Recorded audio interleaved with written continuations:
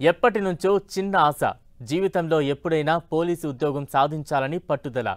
కానీ కంటి చూపు లోపంతో ఉద్యోగం చేజారింది. పోలీస్ కావాలనే కోరిక మాత్రం తీరలేదు. అందుకే పోలీస్ డ్రెస్లో దర్శనమిచ్చింది ఓ యువతి. ఏకంగా ఆర్పీఎఫ్ ఎస్ఐ అవతారమెత్తి ఏడాది పాటు హల్చల్ చేసింది.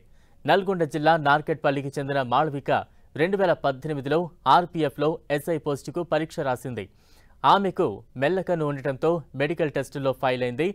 దీంతో ఆమె ఎస్ఐ ఉద్యోగానికి అనర్హురాలిగా మిగిలిపోయింది. తల్లిదండ్రులు, కుటుంబ సభ్యులకు ఏం సమాధానం చెప్పాలో తెలియక ఆర్పీఎఫ్ నకిలీ ఎస్ఐ అవతారమెత్తింది. పోలీసు డ్రెస్సు, ఐడి కార్డుతో ఆర్పీఎఫ్ ఎస్ఐగా చలామణి అయ్యింది మాళవిక. పోలీస్ డ్రెస్తో ఆలయాల్లో వీఐపీ దర్శనాలతో పాటు సోషల్ మీడియాలో ఫాలోవర్స్ను పెంచుకుంది. ఎక్కడికైనా పోలీస్ డ్రెస్లోనే వెళ్లేది మాళవిక. పలు కార్యక్రమాల్లో పోలీస్ డ్రెస్లో హాజరై మహిళా సాధికారతపై స్పీచ్లు కూడా ఇచ్చింది. ఈ మధ్యే మాళవికకు పెండ్లి చూపులయ్యాయి.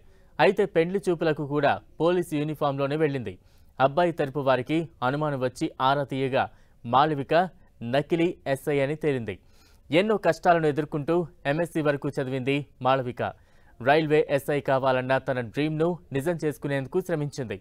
కానీ మెడికల్ టెస్ట్లో ఫెయిల్ కావడంతో జాబ్ చేజారిపోయింది. అప్పటికే మాళవికకు జాబ్ కన్ఫర్మ్ అయిందన్న ప్రచారం జరగడంతో ఆమె తల్లిదండ్రులు, తమ్ముడు హ్యాపీగా ఫీల్ అయ్యారు.